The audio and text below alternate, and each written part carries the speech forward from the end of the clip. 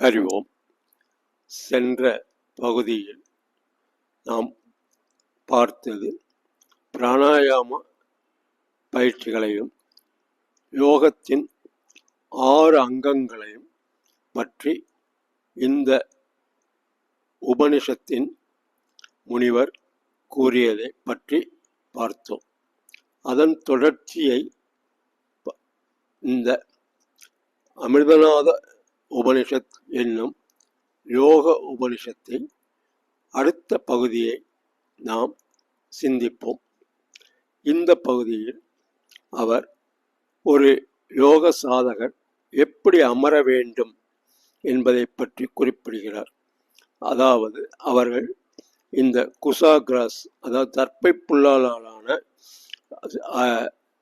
சீட்டில் அவர்கள் அமைதியாக உட்கார்ந்து கொண்டு எந்த விதமான தீய சிந்தனையும் இல்லாமல் தங்களை எல்லா பக்கங்களிலிருந்தும் தங்களை மனதாலும் உடலாலும் பாதுகாப்புடன் அவர்கள் இந்த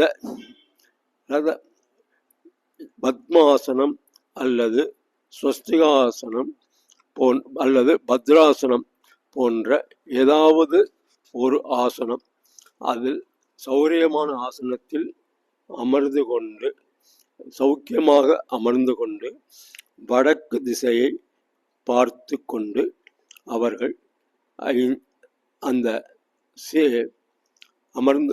சீட்டை அமர்ந்து கொண்டு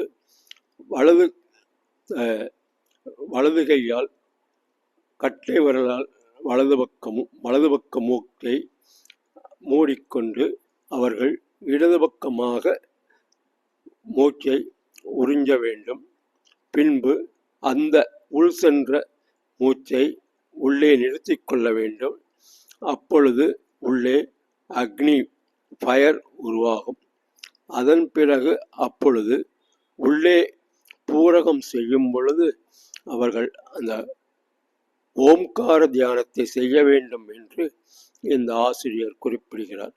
இந்த ஓம்கார தியானம் ஒரு எழுத்து பிரம்மம் என்று சொல்லுகிறார். இந்த ஓம்கார நாதத்தை உள்ளேதான் நிறுத்த வேண்டும். வெளியில் மூச்சை விடும் பொழுது, அதாவது ரேசகம் பண்ணும் பொழுது இந்த ஓம் உச்சரிக்க கூடாது என்று குறிப்பிடுகிறார். ஏனென்றால் இது ஒரு தெய்வீக மந்திரம். இதை ரெகுலராக பலமுறை இதை செய்தால் நம் மனதில் உள்ள தீய சக்திகள் அல்லது அழுக்குகள் நீங்கப்படும் என்று இதை சொல்லுகிறார். இதை தினமும் மெடிடேட் செய்யும் பொழுது அவர்களுடைய அநாகத சக்கரம் மேலே எழுந்து மேலே அவருடைய அந்த மூலாதார சக்கரத்தின் மூலமாக ஆன்மா மேலே அந்த சக்தி ஒவ்வொரு சக்கரமாக மேலே உயரும் என்று ஔவையார் கூறியது விநாயகர் அகவலில் மூலாதாரத்தின் மூன்றல் கணலை காலால் எழுப்பும் கருத்தறிவித்து என்று சொல்லுவது போல இந்த இடத்தில் அந்த ஆசிரியர் குறிப்பிடுகிறார். அவர்கள் அப்பொழுது அந்த நிலையில் எல்லா விதமான பார்வை வெளியில, அவர்களுடைய சிந்தனை எங்கும் சிதறடிக்காமல் வெளியில் சுற்றாமல் மேலே கீழே சுற்றி அதெல்லாம் பார்க்காமல் எந்த விதமான அசைவும் இல்லாமல் அதிர்வும் இல்லாமல் அந்த சாதகன் யோகாவை பிராக்டிஸ் செய்ய வேண்டும், சாதனை செய்ய வேண்டும் என்று கூறுகிறார். இந்த சமயத்தில் தான் அவர்கள் எப்படி அந்த சுஷும்னா செய்ய வேண்டும், அது தாரணாவாக ஆகும் என்று சொல்லுகிறார். அவர்களுடைய அந்த தாரணை ஒரு 12 மந்திர காலம் செய்யலாம் என்று சொல்லுகிறார்.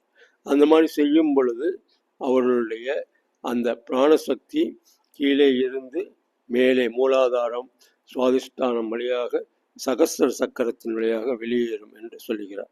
அதனால் அந்த தியானத்தை தினமும் செய்ய வேண்டும் என்று இவர் வலியுறுத்தி கூறுகிறார்.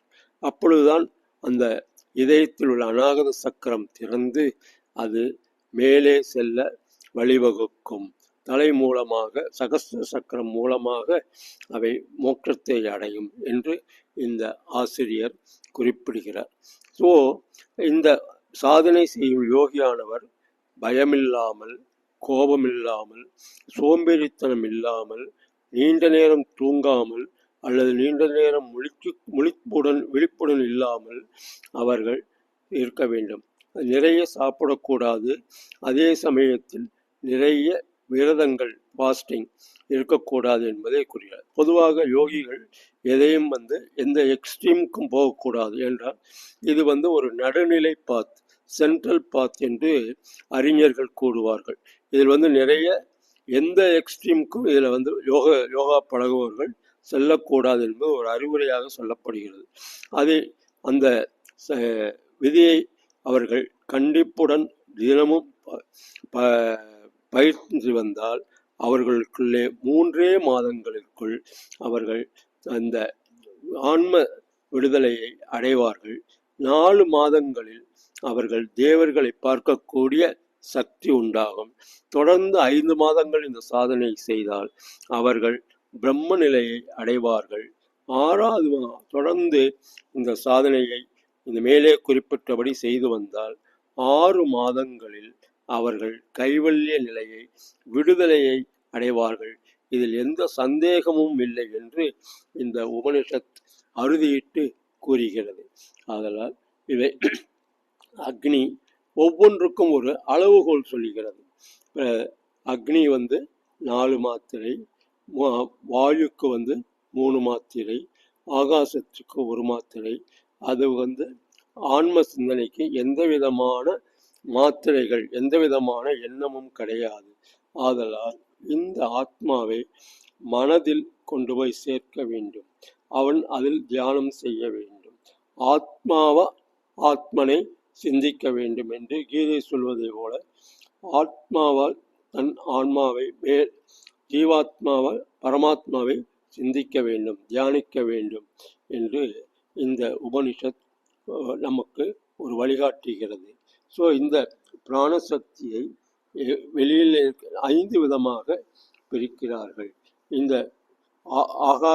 இந்த பிராணன் இதயத்தில் இருக்கும்போது பிராணசக்தியாகவும், கீழ்மட்ட வெளியில் ஏற்றும் சக்தி அபானனாகவும், உடம்பு பூரம் பரவி இருப்பது சமானனாகவும், உதானா கழுத்தில் இருப்பது உதானனாகவும், தலையிலிருந்து கால் வரைக்கும் இந்த வியான என்ற பிராணசக்தி, அதாவது ஒரே பிராணனை பஞ்ச பிராணனாக குறிப்பிடுகிறார்.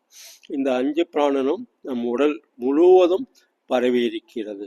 ஒவ்வொன்றுக்கும் ஒவ்வொரு வேலை இருக்கிறது. அந்த வேலையின் பொருட்டு, அதன் இயல்பை பொறுத்து அவைகளை பிராணன், அபானன், சமானன், உதானன், வியானன் என்று பிரிக்கப்பட்டுள்ளது. அவர்களுக்கு ஒவ்வொரு கலரும் கொடுக்கப்படுகிறார்கள். பிராணனுக்கு பிளட் ரெட், அதாவது இரத்த சிகப்பு கலர் அப்படின்றும், அபானன் இந்திரகோபா, அதாவது ஒயிட் அண்ட் ரெட் கலர் கலந்ததாக இருக்கும் என்றும், சமானன் ஒரு பியூர், அதாவது சுத்தமான பால் வடிகள் இருக்கும் என்றும், பிராணன் அபானன் உதானன் பேல் ஒயிட் கலர்லையும், வியானன் என்ற பிராணன் அந்த லைட்டு எப்படி ரேகை இருக்குமோ, அந்த வெளிச்சத்தின் ரேகை எப்படி இருக்குமோ அதே மாதிரி இருக்கும் என்கிறார்கள். ஸோ இதையெல்லாம் அறிந்த யோகி திருப்பி அவன் பிறப்பதில்லை, அவனுக்கு மரணமும் கிடையாது.